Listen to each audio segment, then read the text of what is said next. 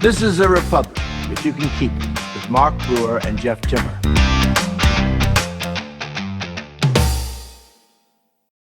I'm Jeff Timmer. Welcome to the Operation Epstein Diversion episode of A Republic If You Can Keep It. Trump's wag the dog tactic has started a war that's quickly engulfing the entire Middle East. It's costing U.S. taxpayers tens of billions of dollars. It has been an expensive and largely unsuccessful diversionary tactic. Last week, we saw the Clintons offering combative testimony in a House oversight inquiry into the Epstein story. If this committee is serious about learning the truth about Epstein's trafficking crimes, it would not rely on press gaggles to get answers from our current president on his involvement. It would ask him directly under oath about the tens of thousands of times he shows up in the Epstein files. If the majority was serious, it would not waste time on fishing expeditions. Trump wants to get that off the pages, anything to keep the news off of Epstein and off of his terrible economic policies. If anything, the 2 days of testimony from Hillary and Bill Clinton increased the heat on Trump and his cover-up. I'm Mark Brewer, not satisfied with launching a Middle East war, invading Venezuela, sinking a bunch of small boats on the open seas, hinting at a hostile takeover of Cuba, and picking out gold White House drapes. Trump has now launched a military operation in Ecuador, further stretching our military. All of his efforts have been aimed at the supply of drugs, with no effort to reduce the domestic demand for drugs that makes the drug trade so profitable. Texas Democrats are again thinking about an upset in November, with Dems outnumbering Republican voters in a primary for the first time in eons. The Republicans are headed to what could be a very messy runoff campaign between their corrupt state attorney general and a beleaguered sitting senator. In North Carolina, the nomination of a popular former governor for the U.S. Senate, the Democratic turnout outnumbering Republicans in North Carolina by 200,000. All of these have the Dems increasingly confident of flipping that Senate seat as well. Adding to the evidence that Jeff just talked about in North Carolina and Texas of a Democratic surge, in Arkansas, there was another Democratic flip as Democrat Alex Holliday won a Republican-held seat in the State House on Tuesday, marking the 9th time Democrats have flipped a district from red to blue in special elections since the start of Donald Trump's second term. One of the behind-the-scenes powers in Lansing is stepping down from the legislature. State Senator Sam Singh, a very recent guest on this podcast, he's long been considered one of the most effective lawmakers in Lansing, says he won't seek another term despite the prospect of moving up to Senate Majority Leader in 2027. We'll be joined later in the podcast by another major legislative power who has decided against re-election. U.S. Senator Gary Peters is our guest.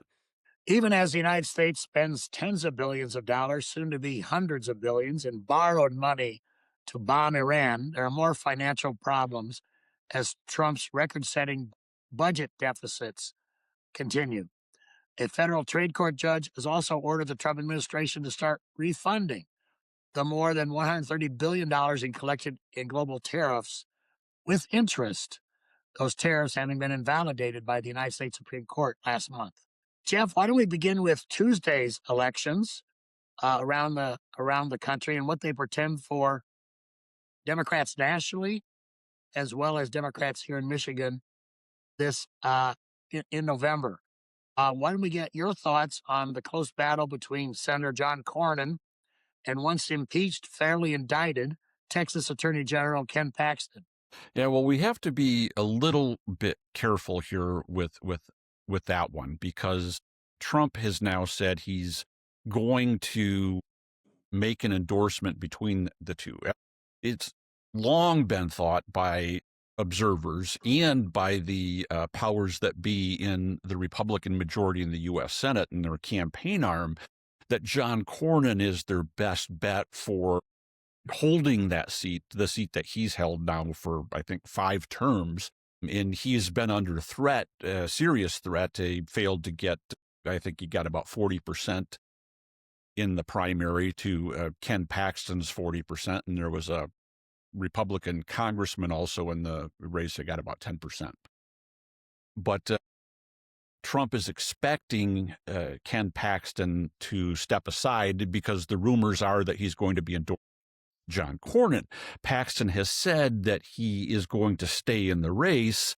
That was his first announcement, but then he's kind of walked that back maybe just a little bit today by saying, well, if the Cornyn and the Senate Republicans bypass the filibuster and pass the Save Voter Suppression Act that the Republicans in Washington are looking at, that he would consider stepping aside. Now, that's not necessarily likely to happen. So there's still some game to play there before we see if the Republicans are going to untie the knot they find themselves in Texas. Cornyn would position them better for holding that seat in November against the very centrist, very religious forward James Tallarico, a state legislator, Democrat, who won a very contested primary there in Texas on the Dem side against Congresswoman Jasmine Crockett, who's also been a guest on this podcast. He is considered a rising star in Texas and in the national Democrats. He is likely to make a good race of the Senate seat, whether it's against Cornyn or Paxton, and it really does stand a chance to win in a wave election as this is shaping up to be. At the top there, we talked about the surge in Democratic primary voters, the turnout that we saw in Texas, that we saw in North Carolina. And it's somewhat dangerous to draw a straight line parallel between primary election stats and general election performance. But what we did see in Texas was a huge surge of Democratic voters compared to Republicans for the first time in decades, where Republicans typically outnumber Democrats by tens of thousands of votes. And it really flipped this time around, showing that enthusiasm gap that the Republicans are dealing with, where their voters seem to be less enthused. They had a very contested primary, a lot of spending. It wasn't just because the Dems had a contested primary going on for the U.S. Senate. Republican turnout was fairly even with past performance, but it was the Democratic turnout that surged. Same thing in North Carolina. And in North Carolina, kind of down below the high-profile race there, the U.S. Senate race, there were 3 Democrats in the state legislature who have been voting with the Republicans, who all lost their primaries by huge margins. And these are folks who've never been in jeopardy of losing primaries before, losing Democratic primaries, even though they were very centrist Democrats. And so the enthusiasm gap is going to be something that people should keep their eye on this year. We've seen it in the generic congressional ballot test numbers that we see in poll after poll nationally. We see it in special election after special election. And so, it really does continue to look like the Democrats are overperforming, have a strong tailwind at their back. And this is why Trump is so desperate to change the argument, the dynamic, the paradigm. Last week, the wars kind of wiped this out of the news temporarily, but there was this looming executive order regarding emergency powers to nationalize the elections that was leaked last week. It's a very scary document. If they try to implement this, it's going to set up a huge showdown between state election officials, governors, secretaries of state, attorneys general, and the federal government heading into this election. And the war in Iran and their ability to conduct cyber attacks is yet another reason it kind of fits into that looming executive order. If there are free and fair elections, the Democrats are going to clean up in November. I think it's fairly safe to say we're not going to have a typically free and fair American election. Trump and the Republicans are going to try to do everything they can to alter the freeness and fairness and democratic outcome of this election. Your thoughts? Yeah, Jeff, you gave me a lot to chew on there. But let me agree with what you said. I think it is encouraging to see the Democratic Texas primary turnout up. Same thing in Carolina, the Arkansas seat that we mentioned, particularly in states that are so red, like Texas and Arkansas are. But you're right; you can't read into primary results, and there's no straight line. But again, it all contributes to the consistent overperformance by Democrats since Trump took office a year ago. Tallarico is a great candidate for the Democrats for the Senate. In Texas, the Democrats there are unified to her credit. Jasmine Crockett, the next day, conceded and endorsed him. So that's a really good sign. But I also remember Texas has killed off a lot of Democratic new hopes over the years. So, I'm not trying to rain on the parade too much, but it's still a red state, but we're making progress. One thing I was particularly encouraged by with Tallarico, he really performed well among Hispanic voters, and that was a part of the electorate that Trump did well in Texas. And perhaps some of that vote will come back, and that may even help Democrats win some of those newly redrawn congressional seats there, which the Republicans may have relied too much on the 2024 election results. My redistricting experienced colleague, right? You don't just rely on one election when you're doing redistricting. You take a look at a blend of elections because, if 2024 turns out to be an aberration in terms of the Hispanic vote, those districts could be in jeopardy, despite the Republicans have done. I want to kind of bring it back, though, to Michigan a little bit, Jeff. And again, it's a small thing, but encouraging. The Republicans recently held their local conventions, getting ready for their own endorsement convention in April, and turnout was down. I mean, consistently across the state. There was not the enthusiasm we had seen. Now the pundits are saying, well, there wasn't really much of a contest, and those GOP precinct delegates are much more interested in who controls the party. I mean, lots of attempts to explain it away. But I think, again, a small but good sign of lack of enthusiasm on the Republican side here. The other thing I'll also note, Jeff, about all of this is that I detect some general anti-incumbency trends here. That it's not just that people are rebelling against Republicans, but even some Democratic incumbents have had some difficulty. There's just a lot of dissatisfaction with government out there generally. It's much more focused on Trump and the Republicans. But Democrats have also got to be careful, too, and not take things for granted and just assume because they're an incumbent and it looks like it's going to be a blue year that they're going to be okay.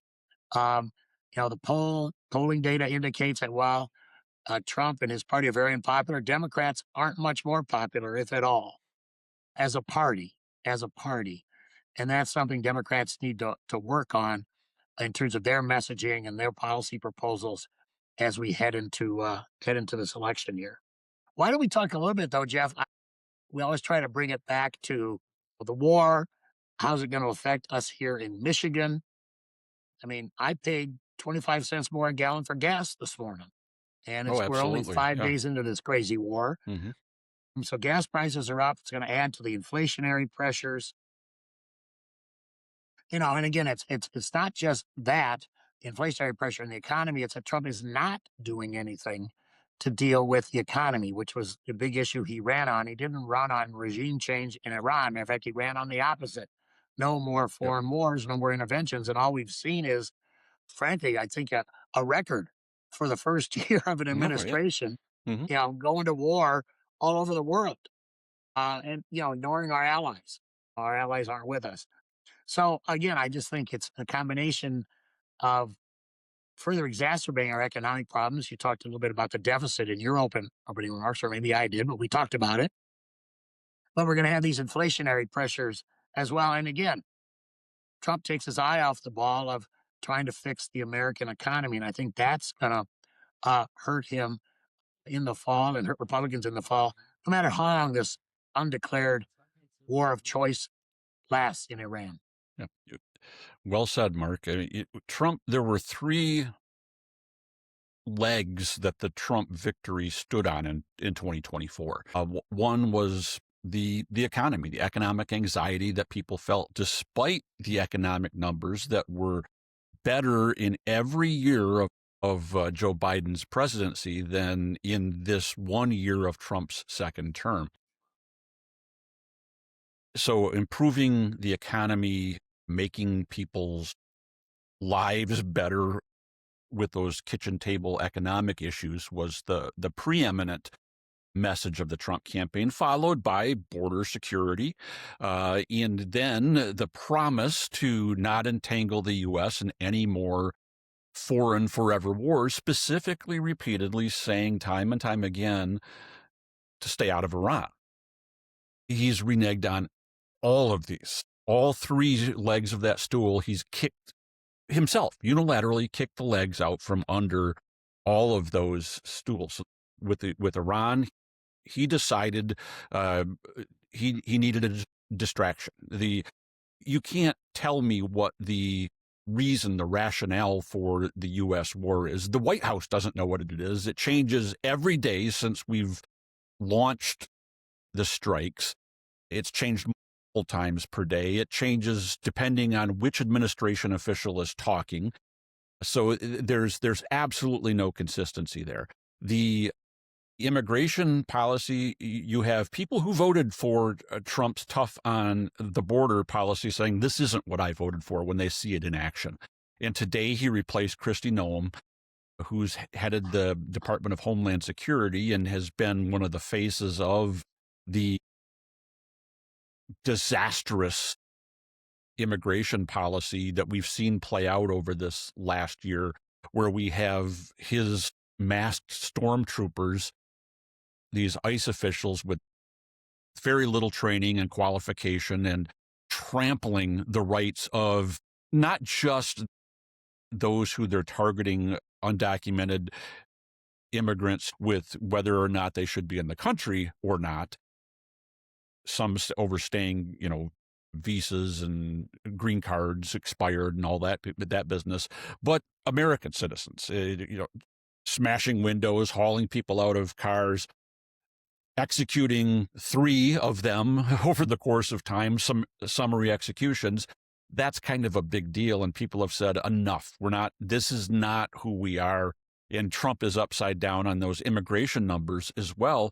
And then you add the economic numbers that just keep getting worse and worse and worse. And now this war is going to add to the doom and gloom of the Trump economy that we've seen play out over these last 14 months, where prices aren't going down, they're going up. The GDP is going down, joblessness is going up, and now gas prices, which have held relatively steady over the last year, are going up sharply, and the futures for crude oil continue to rise. We don't know how high the price of gasoline is going to get over these next few months, and it all spells a perfect storm for the Democrats to capitalize despite their unpopularity. Yes, in a vacuum, the Democratic Party is not seen as very popular, but in election after election after election after election, the Democrats are significantly outperforming the Republicans. Republicans are being penalized for Trump's unforced errors. He's incompetent. He's dangerous. He's done damage, real lasting damage to this economy, to this country, to our allies, to our trade partners. You name it. Everything Trump touches dies eventually. Trump has the opposite of the Midas touch. Everything he touches turns to shit, not gold. Well, Jeff, I just have a couple final Michigan political observations on this point before we introduce our guest. One is that for the Arab American and Muslim communities here, this war is yet another betrayal, right? I mean, many people in that community voted for him. They were unhappy with what Biden and Harris had done in the Middle East. But again, we have this attack on Iran, war of choice. There was no imminent danger presented by that country. And I think that's going to push a number of members of that community back toward the Democrats in the election. And we also see Republican elected officials and candidates, all the Republican members of Congress, Mike Rogers, the rest of them, just like, I don't know what the right word is, zombies, I guess. Just they will not distance themselves from Trump. They always come up with some contorted, distorted rationale for what he's doing, starting with John James and Mike Rogers and the rest of them. And again, I just think that's going to come back to haunt them as well. Just adds to their Trump problem that they refuse to distance themselves from this guy. More on a republic, if you can keep it, after these messages. When most of us think about polling, the focus is on those campaign polls telling us which candidates are winning. But the most important polls are for businesses, local governments, and nonprofits assessing the needs and wants of their customers or constituencies. Those are polls that guide policies and lead to institutional success. Those polls have to get it right, which makes the choice of a public opinion research firm critical. Epic MRA has been trusted for more than 4 decades to get it right. Our clients have included school boards, statewide nonprofits, corporations, as well as the candidates and news media who rely on us during political campaigns. Whether it's just a couple of questions or a full in-depth survey, we're here and ready to help. You can reach us at epicmra.com. Hi, Ben Franklin here with a message from our finance department. They've put together a small, exclusive collection of really bitchin' merch for you. We've got our exclusive Trump's Favorite Podcast mug, perfect for those long days of reading through the latest administration indictments. We've got mugs for lovers of sanity, mugs for opponents of dumb fuckery, and finely tailored shirts for lovers of getting dressed. Just head over to the merch store on our website. This square thingy will take you there. Or click on the merch store button on arepublicpodcast.com. Support democracy. Support freedom. Wipe out dumb fuckery. Franklin, out. Are you looking to stay ahead of the curve on Michigan's public policy landscape? Look no further than Michigan Information and Research Service Incorporated, or MERS. MERS is your go-to source for comprehensive, nonpartisan news and analysis on Michigan's government and public policy. But that's not all. A MERS subscription also gives you access to our powerful legislative monitoring and tracking tools. Stay on top of every bill, amendment, and vote with real-time updates, detailed reports, interactive committee transcripts, legislative analysis tools, and more. Whether you're a policymaker, lobbyist, or just a concerned citizen, MERS keeps you informed with daily updates, exclusive interviews, and detailed reports. Subscribe today and gain access to our extensive archives. Stay informed, stay engaged, and stay ahead with MERS. Visit MERS.news to learn more and subscribe. That's MIRS.news. Don't miss out on the insights that matter most. Joining the conversation this week is Michigan's senior United States Senator, Gary Peters. He was first elected to the Senate in 2014 after serving as a member of the Rochester Hills City Council, the Michigan State Senate, in the U.S. Congress, and a stint as director of the state lottery. During his 2 terms in the state Senate, he authored and passed more bills signed into law than any other member of his party, a record of productivity that has been mirrored in his 2 terms as our United States Senator.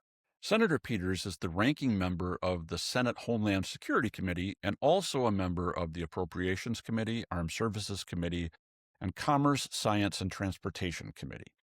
Producer Walt Sorg and I talked with Senator Peters earlier today, just moments after the announcement that Kristi Noem is out as head of the Homeland Security Department.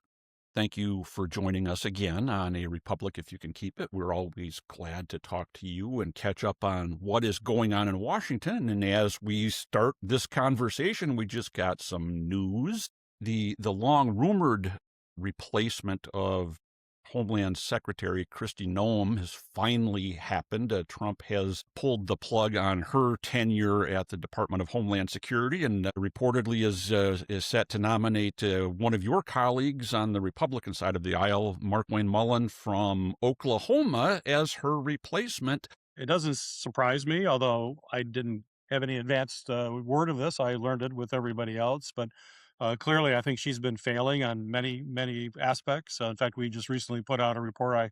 I'm the ranking member on Homeland Security. We put out a report on how she's been sitting on so many reimbursements for FEMA grants because of the policy she has in place.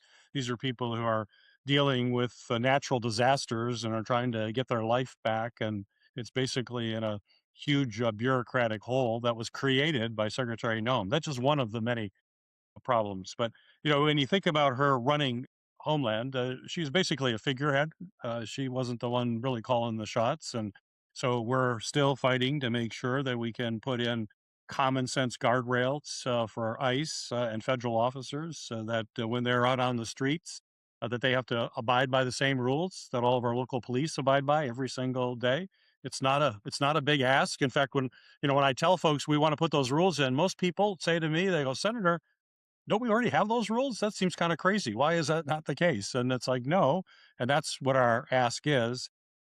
I certainly don't think Secretary Noem helped the president in any way, but whether she's there or not, we still have the same dynamics. Yeah, it would seem that way. The disdain for the rule of law, American citizens that we watched under her tenure at the Homeland Security, it's a feature, not a bug, of the Trump administration. This is Stephen Miller's, and listen, not to absolve Donald Trump of any blame here too. They're carrying out his intent, and it seems to me, when you look at Markwayne Mullin as the replacement, that is as little qualification as Kristi Noem had for this position. It seems like Mullin has even less visible qualifications and kind of the background and experience when I think back to somebody like Tom Ridge, who was the first Secretary of Homeland Security, and others who have filled that position under Presidents Bush and Obama and Biden, and even under Trump, folks who had kind of gravitas in the law enforcement and intelligence world and all of that. It just seems like they're putting someone in there that's kind of the one step up from a crash test dummy, quite honestly. Well, if you look at so many of his appointments, experience and tangible qualifications is not a requirement for the job. There's only one requirement for the job, and that's you're going to be absolutely loyal to Donald Trump. That's really all he cares about. And if you fit that criteria, you'll get in. And you see these secretaries, you see other appointments, and when they come before committee, they do backflips, always trying to stand behind the president, even though it kind of is difficult if you just let facts and reason drive it. That they don't let that get in the way of their opinions, and they're basically just going to support him, which is part of the danger of this presidency, is that you have no checks and balances in Congress, and you don't have advisors around him that are highly skilled and experienced who can kind of tell him the way they really see it. He's not getting that kind of advice. I don't know if he'd ever listen to that advice. I'm presuming that he probably won't, but now he doesn't have anyone that puts up any resistance to him. So kind of his policies, and we've seen these policies since he's been back. It depends on how he wakes up in the morning. I mean, they can go back and forth and whatever his whims are, and if he loses interest, it's just basically chaos. We have an administration now of chaos 24/7. We've also stripped out a lot of the resources to protect us in Homeland Security and in the Justice Department. I'm thinking specifically of Kash Patel's basically fired all the cybersecurity people. He's fired the foreign intelligence people in the FBI. And we've got Iran kind of pissed off at us right now. Yeah, you're absolutely right with the FBI, and we're seeing that with the Department of Homeland Security, which I work with regularly as a ranking member on the committee. And what has happened right now, when you think we're now at war with Iran, and we can have a discussion about that. But the one thing We know in terms of risks to the homeland during war, probably one of the biggest risks is cyber. Iran has a highly sophisticated cyber operation. They are likely to use that, so we need to make sure that our cyber defenses are as strong as they can be. You mentioned the cuts in the FBI, which are very real, but we see that in Homeland Security. We have CISA, our cyber protection agency. It's really our prime cyber protection group. The Trump administration has laid off or forced out roughly 1/3 of all of the cyber professionals in that agency. 800 people are gone out of only 2,400 or so. So it is a significant cut in people who are actually on the front line. And then we're still trying to get the information, but we know those 800 are gone. But we believe the ones that are remaining, many of those folks have been reassigned to immigration enforcement. They are not even doing the cybersecurity mission, despite the fact that's what they're trained to do. They're now put on an immigration enforcement action. So basically, making us even more vulnerable. And I'm afraid something bad could very well happen, but it's because of this irresponsible reduction of our cyber protections is going to be the result of it. You mentioned the war, and that's obviously on the top of everybody's mind once you get past Epstein, I guess. What can be done at this point? It appears that the majority of Congress has absolutely no interest in doing anything other than watching the president do his thing. Yeah, that's what we have. There is no checks and balances because of the Republicans in Congress. They are simply unwilling to step up and do our duty. As both of you know, Congress is the Article 1 branch of the government. It's the first branch of government. Our founders were very clear that Congress was the preeminent branch because it represented the people. And as you know, they were very concerned about having a president having unilateral power to go to war. It was something that was debated fairly extensively in the Constitutional Convention. And folks came to the realization that is about the most power you can give to an individual is the power to go to war. That's an extensive power to have. And they felt that if the president had that unilateral power, they would basically be a king. And they had just fought a king. And they're trying to figure out a constitutional republic. They were not trying to figure out how to put together a monarchy. And so they said, we will make sure that Congress has to have that say. It has to declare it. And in some form, whether it's an actual declaration of war, or as you've known in the past, we've also had authorizations for the use of military force, different than a declaration. But nevertheless, Congress still acted. And it's members of Congress who really thoughtfully think about it. But I will tell you, my colleagues, and this pains me to say it, many of my colleagues on the Republican side are friends here in the Senate, but they simply are unwilling to step up and say, no, wait a minute, I've got some questions. And I've been saying that the only question my colleagues ever ask when the president asks them something, he just asks them, how high do you want me to jump? They don't ask whether or not they should jump or not. And the system doesn't work. Our founders can't imagine that you'd have a Congress who's a co-equal branch of government that basically abdicates all of their power given to them by the people in their state or in their district to the president. That is something that is incredibly dangerous. We've been seeing it for the last year and 2 months, and I'm afraid we're going to continue to see it.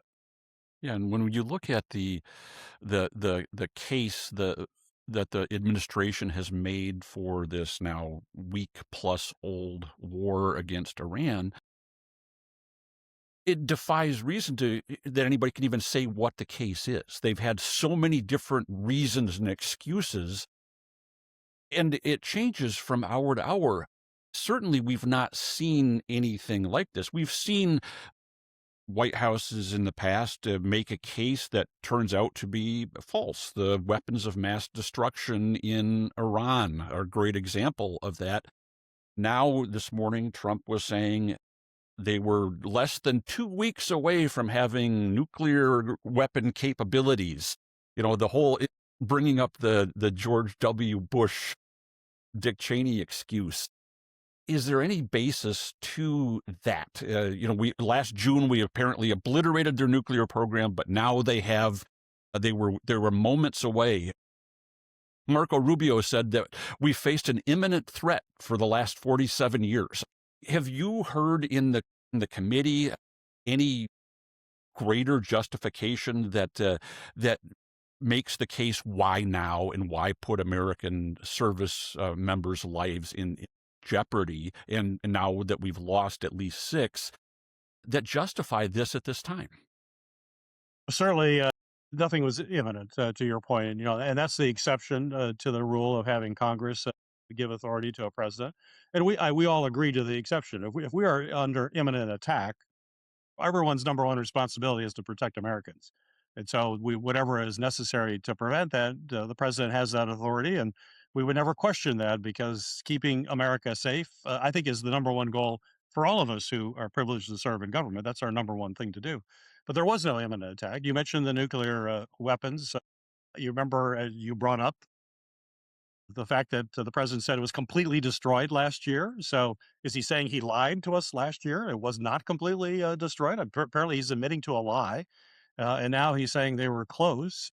I'm in those briefings. I serve on the Armed Services Committee. It was not a situation where we were imminently going to be facing nuclear weapons. And even the construction of long-range missiles, which is another, as you say, they come up with different ones depending on usually the time of day, I suppose. And they talked about long-range missiles. There's no evidence that they were that close to ever building, for a long time, for a number of years, a weapon that could hit the United States. That's a pretty big technological leap from where they are right now. So we didn't have that imminent attack, and that's the case. This was not authorized legally under the Constitution by Congress taking some sort of congressional action. And as you say, now we have got these service members are in harm's way. The president himself, in addition to the young men and women we've lost already, he has said publicly, we're going to lose more. And he was so cavalier. He said, quote, well, that's just the way it is, end of quote. That's unacceptable for the commander in chief to say that. It's never acceptable. We always have to put our service members first. And, I feel, I served in the U.S. Navy Reserve earlier, and I spent some of my time in Bahrain. I spent some of my time in the United Arab Emirates, places right now that are under threat from the Iran. And so my thoughts are with them, but my thoughts are also with the other 40,000 warfighters that we have throughout the Middle East who are in harm's way. And when you send men and women into harm's way, they deserve to know what the goal is.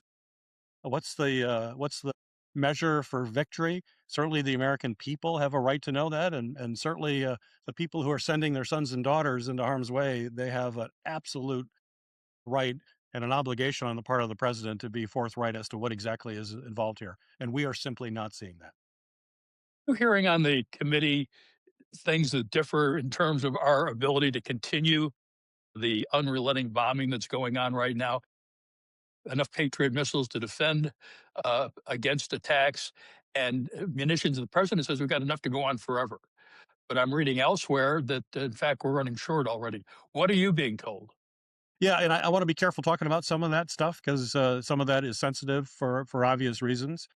But to the comment that the president made, which you referenced, that we can go on forever, that is, to anybody without any additional information, would realize that's a magical statement to say you can do it forever. These are sophisticated weapons. They're expensive. You can only make so many of them. And when they're expended, it takes a while to replenish stocks. And so it's something we always have to keep a strong eye on. And the issue is, even if you can maintain a pretty high tempo in Iran, that means you don't have stocks if another conflict comes up somewhere else. And so you've got to be thinking about down the road too. As a chess player, you never think the next move. You've got to be thinking 5 moves ahead. This president's having a hard time thinking 1 move ahead, let alone 5 moves. Well, let's turn our attention closer to home here in Michigan. We've also had some Trump-related disruption with the scheduled opening of the Gordie Howe Bridge connecting Ontario with Michigan and the United States. I've heard it described as St. Lawrence River to the Panama Canal without stoplights, or Montreal to Miami without stoplights. The bridge is a tremendous driver of economic development. To have that bridge open and continue to further trade between certainly our largest trading partner in Michigan is Canada and Mexico. We do a lot of trade with both. But being at the northern border, the second and third busiest border crossings in North America are the Port Huron, Sarnia, and Detroit, Windsor. And so much of that economic activity comes across those bridges. And being the site of that in Michigan actually benefits local economies in a significant way. That's why the investment was made in that bridge. It's been a long time building. And, it's curious that the president is saying that for somehow the Canadians gave us a bad deal. Let me be clear.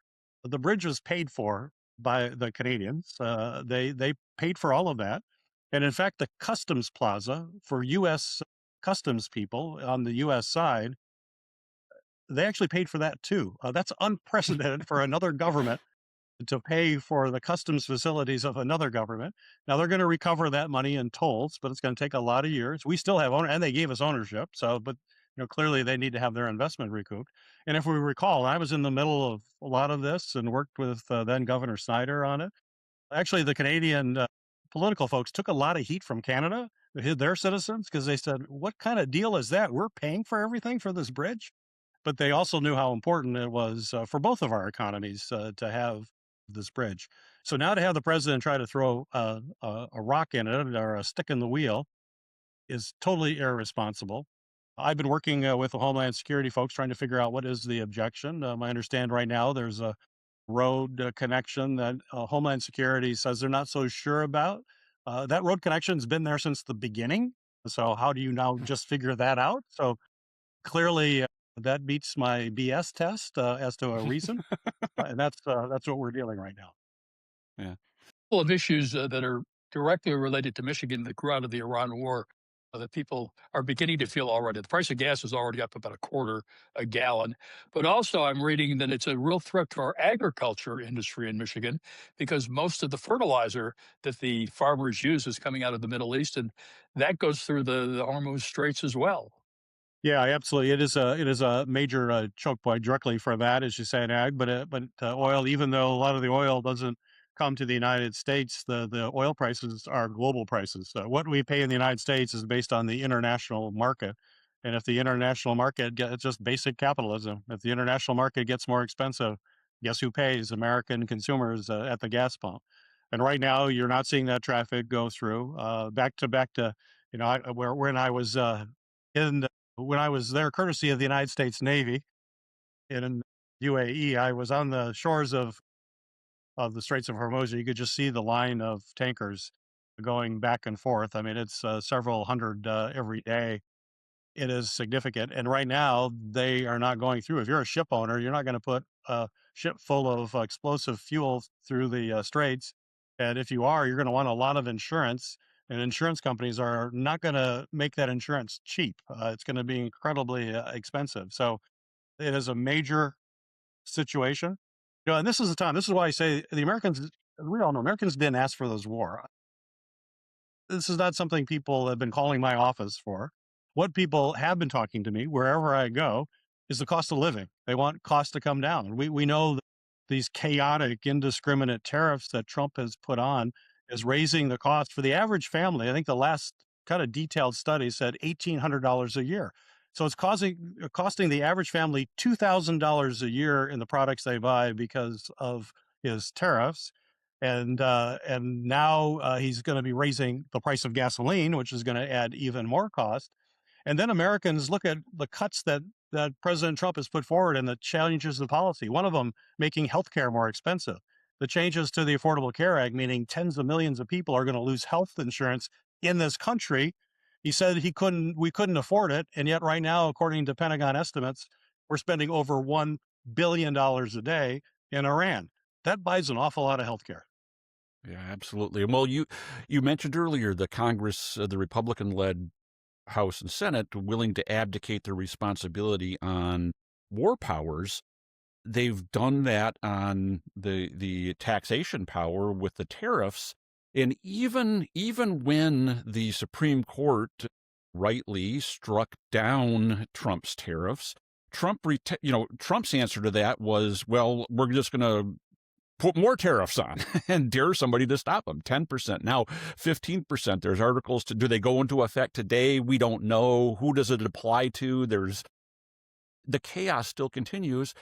And this is going to do nothing but disrupt the economy and increase the anxiety or prolong the anxiety and difficulty being felt by our residents. And it is being felt. Trump can say that inflation is going down, costs are going down, jobs are going up, GDP is going up. None of that is true. And the American people seem to know that. Absolutely, yeah. You can't, he's trying to do that. I watched some of the State of the Union, and the president was trying to tell everybody everything's good. Apparently, he hasn't been talking to everyday people on the street. It's not. The American people are really smart. They get it, and they know when they're getting fed a line when they are making everyday decisions to make sure that their family has what it needs. So this will catch up to them. We just got to keep focused on reminding people why this is happening. And the fact is, it doesn't need to happen. None of this stuff, this is all by choice. This is nothing, there are some forces outside of the control of anybody. This is Donald Trump making incredibly bad decisions and a Republican Congress who doesn't understand the notion of being a co-equal branch of government and checks and balances, only believes that they're here. I don't know why they run for office. They just want to be a rubber stamp. That doesn't give, I don't know. I wouldn't give me any job satisfaction. I don't know why you'd go through the effort of running for public office. I've done it a few times. It's a lot of work just to be a rubber stamp. That doesn't seem to make any sense to me. I know your time is short. I'd like to wrap up on the personal side. You made the decision, which very few politicians make, to voluntarily step down before you turn 100. You're one of the younger members of the Senate as it is. What compelled you to say, okay, I've done it. It's time for me to move on? Well, it's been and actually kind of when I came into it, that has always been my thought. I figured, I would definitely run for Senate and run for reelection, but then I'd have to think through to do it again. But I'll tell you, one of my main reason for this, and this is what I brought into office, is that I believe what our founders thought about the Congress, that people would run for Congress, they would serve in Congress for a period of time, and then they would return to private life. And then you let somebody else go in and have their service and do their contribution and return to private life. And so I didn't want to, I'm not going to retire. I'm just not running for reelection. I'm going to do other things. But I think it's time to pass the torch. We've got a lot of younger candidates who are running who will be wonderful. It's time to do that. And I think that rejuvenates Congress, and it's really part of the process that we should do. I'm not judging anybody else who makes a different decision. Some of my colleagues don't make that decision, but I thought it was the right thing to do. And my wife and I had a long conversation about it, and we thought now's the time to do this and pass the torch. Well, it's the same answer I got from Debbie Stabenow. The two of you actually model what a lot of people feel, and kind of unusual in your line of work. Yeah, well, and you could also retire, take 20 years out of office, go back to the Senate, and still be one of the younger members. Yeah, I don't know. I can't say that plan B, but it's out there, I guess. Now that you're limited in what you can talk about, like we are talking to you from your Senate office, but any reflections on what you're seeing this year, especially Tuesday's primaries, but also the earlier elections where a lot of districts have flipped to Democrats? Are there some observations you can make without getting yourself in trouble with the ethics committee? Yes, I think, just generally talking about it, I think it's going to be a really good Democratic year. I mean, we're seeing what's happening here. As you know, the last two cycles, I ran the campaign committee for the Senate, so I follow this closely, and the kind of the dynamics that we're seeing, I think, look really good for Democrats. People are not pleased with the chaos that they're seeing in government. They're seeing costs go up. They're seeing now into a war that no one wanted, and it's issues that people, I think, are all realizing that the American system works best when there's some checks and balances. And this is what happens when we don't have checks and balances. So I think it's going to be a good year. But I've also, because of my campaign experience, I will tell you, no one should take anything for granted. You still have to work every single day and run a good campaign. And if you don't run through the tape at full speed, you could be in trouble. So that we have to keep working hard. Just for the record, have you announced a favorite for either governor or United States Senate, or will you? No, I'm staying. Yeah, I don't plan on doing that. I'm staying out of the races. They're all good people, and in the case of our Senate candidates, I talk to them regularly, equally, and I think it's up to the people of the state of Michigan to make that decision. And I plan to stick with that. I did that when I was the chair of the DS too in the past. Sometimes those folks would put their thumb on the scale, and I always thought the best people to determine who the best candidate is are the voters in that individual state. Gary Peters, thank you so much for your time. It's always a pleasure to talk with you. See you at the convention in April. I'll look forward to it. Take care. Thanks to Gary Peters for joining us. And if Jeff and I are not sent to Iran in the stead of Barron Trump, we'll see you again next week.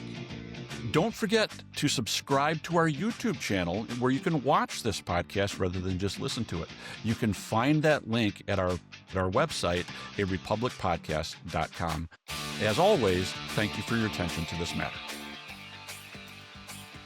A Republic, if you can keep it, is a copyrighted presentation of Michigan citizens for a better tomorrow.